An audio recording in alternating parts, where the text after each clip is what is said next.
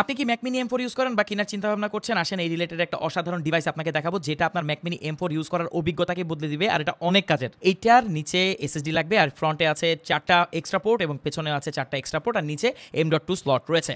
চলেন এখানে যে রাবারটা সেটাকে একটু দেখি কিভাবে এটার উপরে বসবে।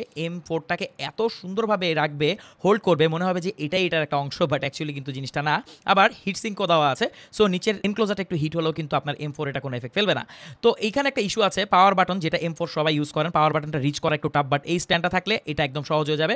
এটার সাথে কিছু স্ক্রু ড্রাইভার এবং একটা বুক দেওয়া আছে, এই বুকটা একটু পরে নেবেন, আর একটা শর্ট কেবল দেওয়া আছে টাইপ সি। চলেন আমরা স্ক্রু ড্রাইভারটিকে বের করি, কারণ এটাকে আমরা এখন ইনসার্ট করব একটা M.2 এসএসডি। এই দেখেন এসএসডি কানেক্টর এখানে রয়েছে, এখান থেকে আমাদের স্ক্রু হোল্ডারটা বের করে নিয়ে আসতে হবে এবং সাথে কিন্তু একটা স্ক্রু থাকবে, স্ক্রুটাকে খুলে ফেলতে হবে। তো এরপরে স্ক্রু হোল্ডারটাকে সুন্দর মতো এখানে বসিয়ে নিচের দিকে প্রেস করলে এটা জায়গা মতো বসে যাবে। এবার এসএসডিকে খুব সাবধানের সাথে বসিয়ে আমরা এখানে স্ক্রুটাকে অ্যাটাচ করে দিব। দ্যাটস ইট, আমাদের এখানে কাজ কিন্তু শেষ। এবার কাভারটিকে আমরা সুন্দর মতো লাগিয়ে, দেখেন স্ক্রু ড্রাইভারে কিন্তু স্ক্রু লেগে থাকে, এটা ভালো বিষয়।